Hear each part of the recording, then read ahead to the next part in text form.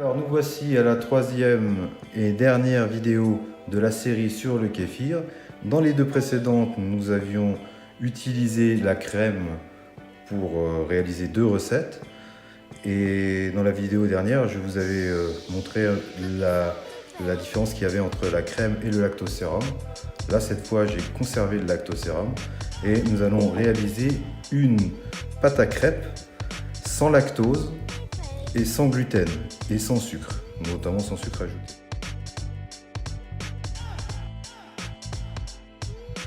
Je vais vous faire un petit tour de table rapidement pour vous présenter notamment les deux ingrédients principaux que j'ai décidé d'utiliser pour cette recette, dont le petit lait. Alors, à savoir que les protéines de petit lait, au même titre que toutes les autres protéines, sont particulièrement riches en acides aminés soufrés, comme la méthionine ou cystéine, en acides aminés en chaîne ramifiée, comme la leucine, isoleucine, L-valine, connue sous le nom aussi de BCAA, en glutamine, de nombreux minéraux, donc du magnésium, du fer, du calcium, mais aussi de nombreuses vitamines, donc vitamine A.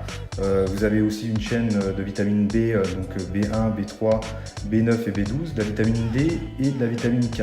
On trouvera de l'acide folique, de l'iode. Il y a aussi également, comme je l'expliquais avant, il est composé de probiotiques naturels stimulant le transit et le microbiote intestinal. Alors, l'avantage, c'est que le kéfir améliorera votre système digestif, mais également votre système immunitaire. Le kéfir est bien meilleur que tous les produits laitiers que vous trouverez, car il est plus riche en termes de bactéries lactiques. Il contient également de la levure, de l'acide acétique, et l'avantage, c'est qu'il ne contient pas de lactose.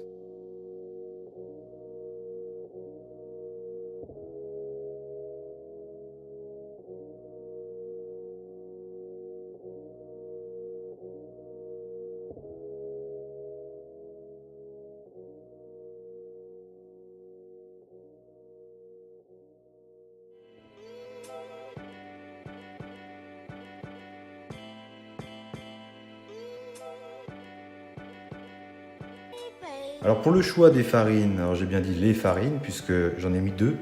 Vous avez de la farine de riz brun, donc appelé aussi riz complet, de la farine de châtaigne. Alors j'ai choisi parce que déjà la châtaigne a un index glycémique qui est supérieur à la farine de riz complet. Et aussi pour une question de saveur, puisque la châtaigne donne un petit goût de noisette assez sympa en fait à la pâte à crêpes. J'ai choisi le riz brun ou riz complet, puisque à la différence du riz raffiné, quand ils fabriquent la farine, ils utilisent le grain, mais ils conservent le germe et le son. Alors la présence de ces deux parties du grain, en fait, lui confère à la farine de riz complet une meilleure composition nutritionnelle que la farine de riz blanc.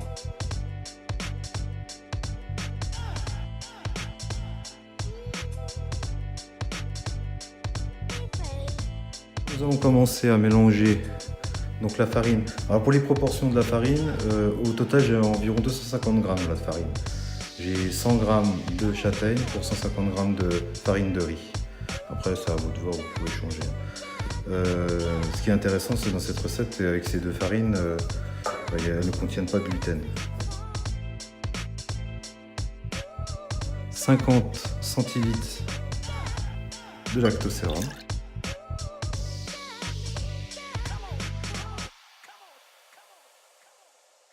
Les jaunes suffiront, ça sera assez riche. Et je garde juste le blanc pour ses protéines.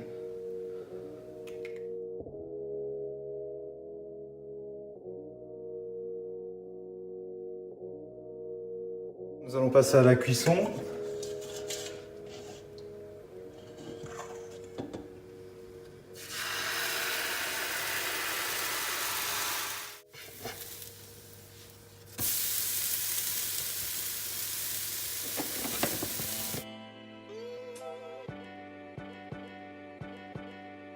Je vous montre le résultat des crêpes bien dorées, fines, vraiment assez sympa, qui sont neutres puisqu'il n'y a pas de sel ou de sucre ajouté.